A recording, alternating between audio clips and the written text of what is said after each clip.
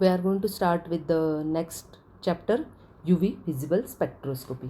UV visible spectroscopy provides us information about the structure of the molecules that contains double bond, triple bond or conjugated bonds.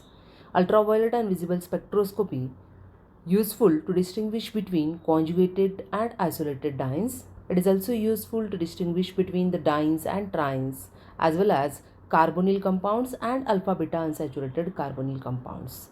It also enables us to distinguish between the cis and trans isomers. The spectrum obtained within 3 to 5 minutes and it requires few milligrams of the samples. Both ultraviolet and visible spectra cause the electronic excitation. The radiations which are having the same frequency or energy required to move the electron from the ground state to the excited state should be used. If we use the more energy of light, then it may causes the dissociation or ionization of the molecule in the excited state. The ultraviolet region extends from 200 to 400 nanometer and the visible region from 400 to 800 nanometer. Both the regions, they are having shorter wavelength, that is they are more energetic as compared to IR radiations. Ultraviolet spectrum of the compound is determined by using a UV spectrophotometer. It basically measures the absorption of electromagnetic radiations in UV region. This is the spectrophotometer which is used for recording the absorption spectra. It has the parts like light source, then there is a monochromator is there, mirror there, then there is a cuvette for the sample as well as this is the cuvette for the sample and this is the cuvette for the reference. Then there is a detector is there, photo detector is used, then data processor, and then we get a graph which is nothing but we call it as a spectrum, which is a graph of absorbance versus wavelength. Now these are the different parts used in UV spectrophotometer. That is, the first is light source, which may be a deuterium or hydrogen discharge lamp is used if we want a radiations having the wavelength 180 to 400 nanometers, and if we want the wavelength greater than 375 nanometers, then we have to use the tungsten filament lamp. Then the sample container, the sample container used is made up of quartz or fused silica cell which are having 1 centimeter path length, and both these containers are transparent in UV and visible region. Transparent means these cells, that cuvettes which is made up of quartz and fused silica cell does not absorb the UV radiations. Okay, and therefore here the glass cells cannot be used because glass cells absorbs the light below 300 nanometer. Okay, so due to that we may get a peak due to glass cells which interferes with the spectrum of our sample. Okay, now the sample and the solvent, only few milligrams of sample is required, which should be a dry sample, and it is dissolved in a solvent like cyclohexane or 1,4-dioxane water or 25% ethyl alcohol. Absolute ethanol is not used because it may contains the traces of benzene which shows peak at 255 nanometer. Some time the samples in pure gaseous state may also be used. It is essential that the spectra should be recorded in a dilute solutions, and the solvent must be transparent within the range of the wavelength that is used. Transparent means it should not absorb the UV radiations.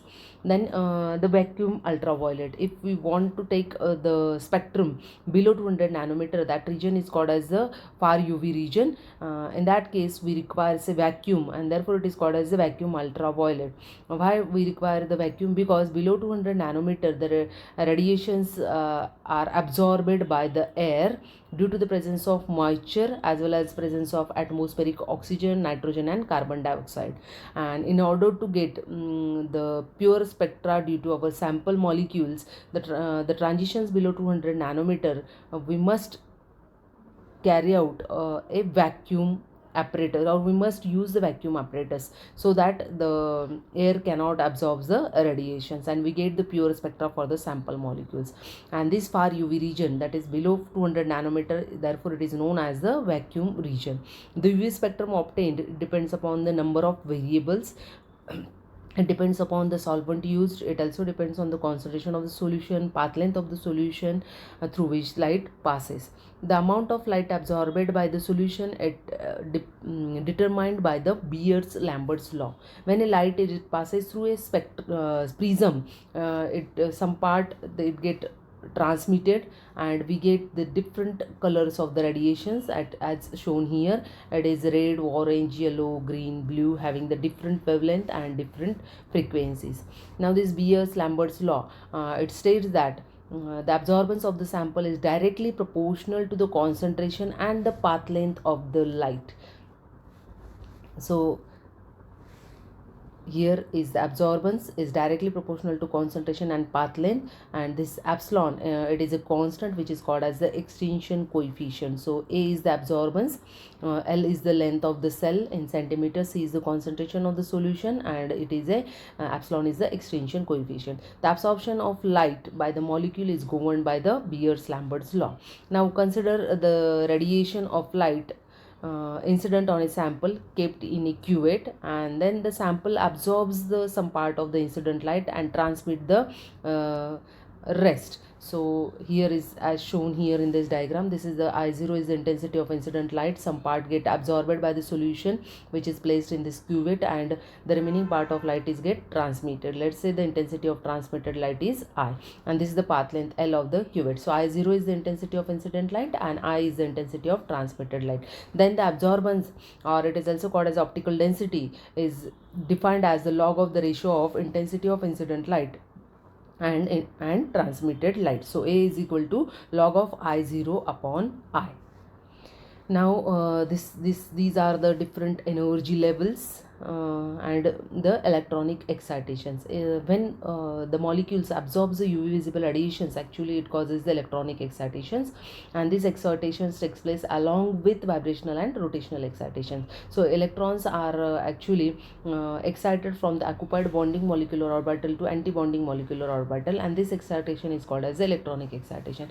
The possible electronic transitions are as shown here, as there are three types of electrons are present in the molecule, that is sigma electrons, pi electrons, and non-bonding electrons. So these are the three types: 6 bonding, pi bonding, and n is non-bonding electrons. They get excited to pi star antibonding orbital or sigma star antibonding orbital. So these are the different excitations are possible: n to pi star transition, pi to pi star, n to sigma star, and sigma to sigma star transition. So these are the four different types of transitions. The possible electronic transition: sigma to sigma star, pi to pi star, n to sigma star, and n to pi star. Now the sigma to sigma star transition means sigma electrons they get excited to corresponding antibonding sigma star orbital. This transition requires the large energy, and as the saturated hydrocarbons, they are having the CH bonds only. So that means there is only sigma electrons are present in the hydrocarbons. They undergoes the sigma to sigma star transition.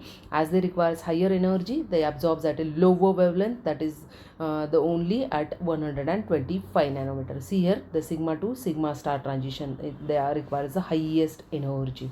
Now the next is pi to pi star, means pi electron is get excited from bonding orbital to anti-bonding pi star orbital.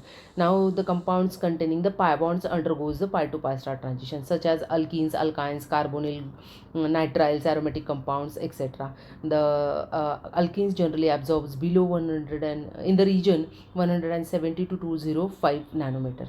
Okay, then n to sigma star transitions. So these are possible in a compounds which contains the non-bonded electrons. So non-bonded electrons or lone pair of electrons are present on the heteroatoms, such as oxygen, nitrogen, sulfur. So they contains halogens, they contains non-bonded electron, they can undergo n to sigma star transition. So these transition requires the less energy than sigma to sigma star transitions, and therefore n to sigma star transitions, these are occurs in between 150 to 250 nanometer.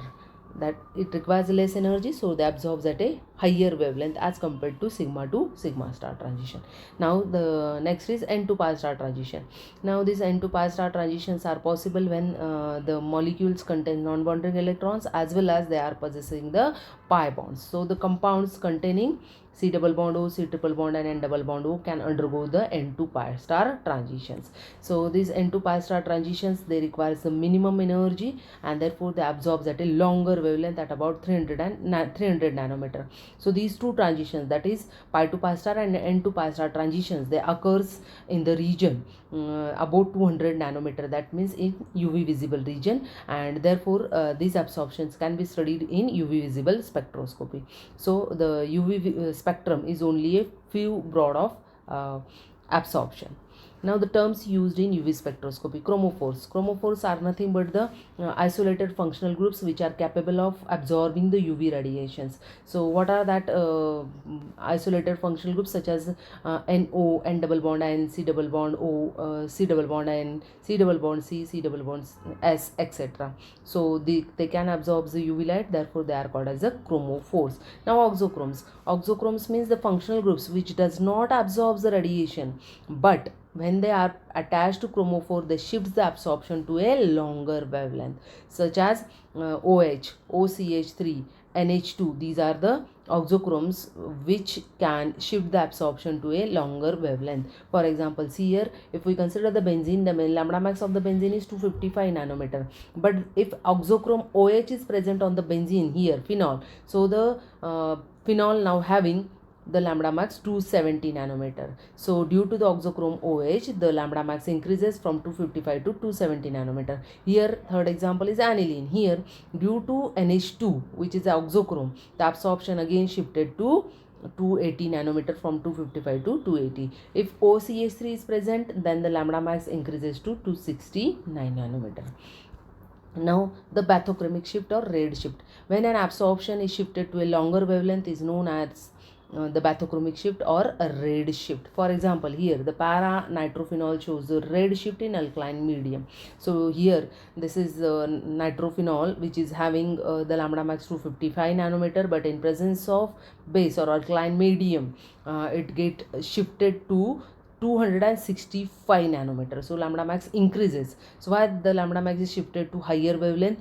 Because the electron donating resonance effect of this negatively charged oxygen is more than the OH group, that is with the lone pair of electrons. So the resonance in this phenoxide anion is more as compared to this paranitrophenol, and due to increase in resonance, lambda max increases, and that is called as a red shift or bathochromic shift. Next is hypsochromic shift. Now it is also called as a blue shift. When absorption occurs to a shorter wavelength, it is called as hypsochromic or blue shift. For example, aniline shows the blue shift in acidic medium. So here aniline lambda max is 280 nanometer. Now it decreases to 265 nanometer in acidic medium. Why this is so? Because here NH2 absorbs this proton, it takes this proton and it converted into a salt. Here the lone pair on nitrogen is not present, it get converted into a cation. So the lone pair cannot be delocalized into a benzene ring, so resonance decreases and therefore the lambda max value decreases. So in acidic medium, unshared pair on nitrogen of aniline is not available for the delocalization, which causes a blue shift or hypsochromic shift. Now hyperchromic shift. When absorption occurs to a the intensity of absorption increases, then it is known as hyperchromic shift. When the intensity of absorption decreases, it is known as the hypochromic shift. Okay, consider here the UV data for the 4-methyl 3-pentene 2-one. When we change the solvent from hexane to water, then there is a change in the lambda max value. The N to pi star excitation has bathochromic shift. That means the N to pi star transition which takes place at 230 nanometer in presence of hexane. Now in water solvent it increases to 243 nanometer. So it causes a bathochromic shift. While there is a hypochromic shift is observed, that means intensity will decreases, therefore the epsilon value changes from 12,600 to 10,000. While if we consider the pi pi to pi star peak, then there is a hypsochromic shift is observed, because for pi to pi transition which is occurs at 329 nanometer, now it occurs at lower lambda max, that is at only 305 nanometer, and it causes a hyperchromic shift. Epsilon value changes from 41 to 60. Now here it is a graphically we can show the all the shift, bathochromic as well as hypsochromic shift, hyperchromic and hypochromic shift. So here it is a, when there is a decrease in wavelength of the absorption, it is a blue shift. When there is an increase in absorption wavelength, it is called as a red shift. When there is intensity of absorption increases, hyperchromic shift. When intensity of absorption decreases, it is a hypochromic shift. Now this is the graph of absorbance versus wavelength. Now effect of conjugation on position of the UV bands. Since all these electronic transition they occurs at a lower energy, so they appears in near UV region. So when only a single carbon-carbon bond is present, only one carbon-carbon double bond is present, then this pi to pi star takes place, pi to pi star transition takes place at about 170 nanometer, that is below 200 nanometer, that is in the vacuum region. But when this carbon-carbon double bonds they are in conjugation with each other, then this pi to pi star transition takes place at a higher wavelength, and that absorption falls in UV region, and therefore this conjugated chromophores, maybe C double bond C or C double bond O or carbon-carbon double bond in conjugation, the UV spectra, it appears in the UV region, and which is very important.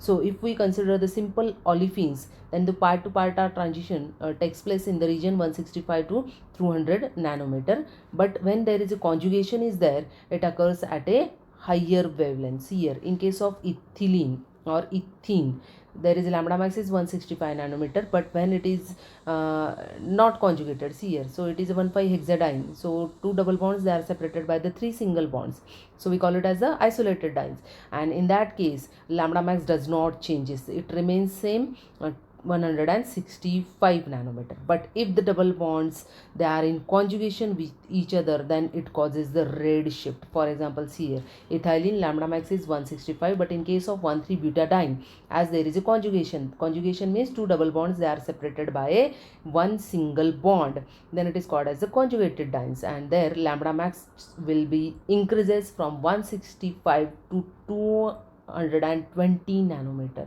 so it causes a red shift. So if conjugation increases means what, the energy required for the transition decreases, and therefore the lambda max value increases. Now here it can be explained on the basis of this molecular orbital picture diagram. So here you can see that if there is no conjugation, in case of ethene, pi to pi star transition, the energy gap is more, this delta E value is more as compared to butadiene. Here, see here, there are two pi bonds, so pi 1 and pi 2 are the bonding molecular orbitals, and pi 1 star and pi 2 star are anti-bonding molecular orbital.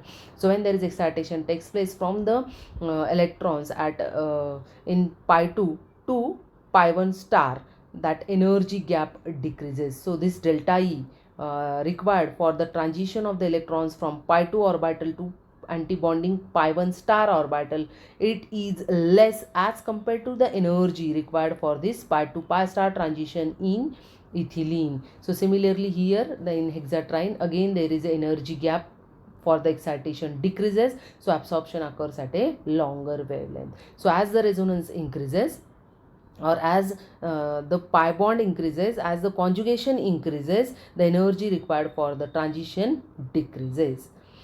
Now in case of ethylene, the pi to for pi to pi star transition, this is the energy that is delta E1 is required. In case of 1,3-butadiene, let's say delta E2 is required, then it is observed that delta E1 is more as compared to delta E2.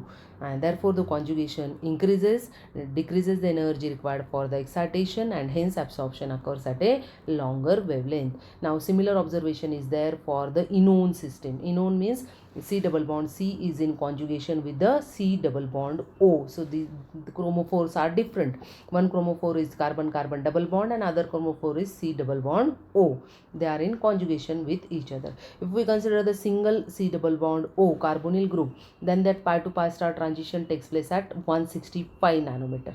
Okay, but when they are in conjugation with each other, then it shows a peak at a higher wavelength. So we are going to see the effect, the two chromophores in protonaldehyde, where carbon carbon double bond is in conjugation with the C double bond O. There is a absorption takes place to a longer wavelength, similar to the diene system. So see here, this is the excitation from pi to pi star in ethylene, the energy gap. Similarly, this is for the C double bond O, the energy required for the excitation of the electron from pi to pi star and N to pi star.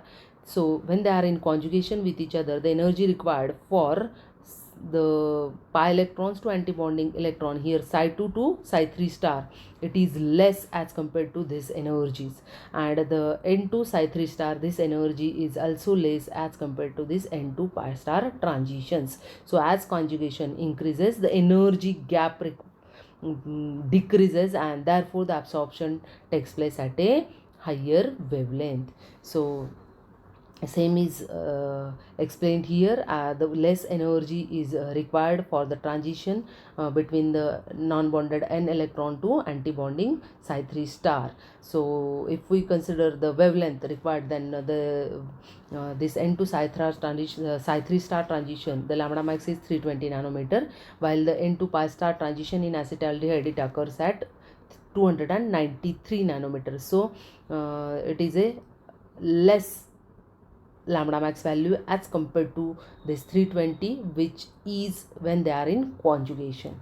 It also shows that there is a less energy is required for pi to pi star transition. So the conjugation decreases the energy for excitation of electron and hence increases the wavelength of absorption in the UV region.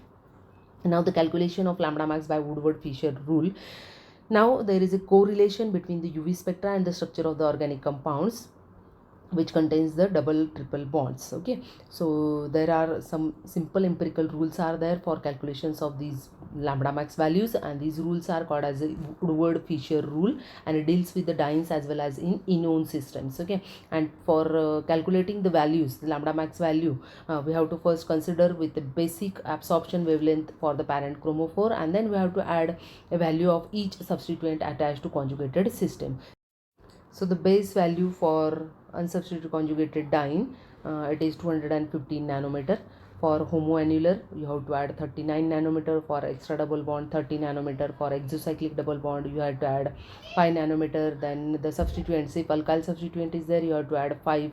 For halogens, add 5. For OH and OR, add 5 nanometer. For acyl group, 0 nanometer. For SR group, you have to add the 30 nanometer, and for NR2, you have to add the 60 nanometer. So first we will see how to recognize these different types of dienes, conjugations, double bonds as shown here. See here, it is a acyclic diene. Okay, so we have to consider the base value is 215 nanometer. Homoannular means both the double bonds, they are in conjugation present in the same ring. Here also both present in the same ring, then it is called as a homoannular diene. And when that double bonds are present in two different rings, here as in this and then it is called as a heteroannular. Conjugated double bonds are not present in the same ring, then it is called as a heteroannular dienes. Now what do you mean by exocyclic double bond? So exocyclic means outside the ring, that is exocyclic double bond. So here in this example 1, this bond is exocyclic to ring B, while in this example both these bonds, they are exocyclic to ring A. If we consider the ring A, both are outside the ring A, so they are exocyclic to ring A. And this third example, this double bond is exocyclic to both the rings. Now this is one example shown here. So you have to first consider the base value for this. It is a heteroannular. The most so the base value is basically it should be 215 nanometer. Then these are the alkyl substituents 1, 2 and 3. the double bonded carbon is attached to next carbon, so it is considered as the alkyl substituents. So for each alkyl there is a 5 nanometer, so for 3 it is 3 into 5 is equal to 15 nanometer, and here it is a 1 exo double bond is there, so for that you have to add 5 nanometer, and total the experimental value is 235 nanometer.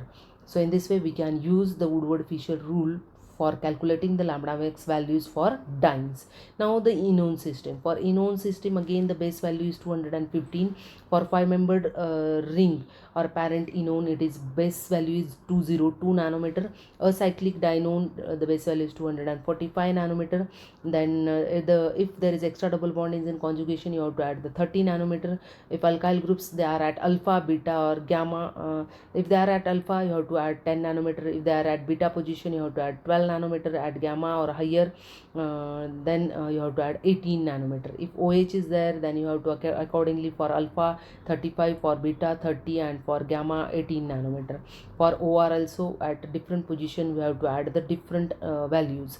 So these are the values which you have to add depending upon the position, whether they are present at alpha, beta or gamma position. If there is a exocyclic double bond, 5 nanometer, and for homocyclic diene you have to add the 39 nanometer.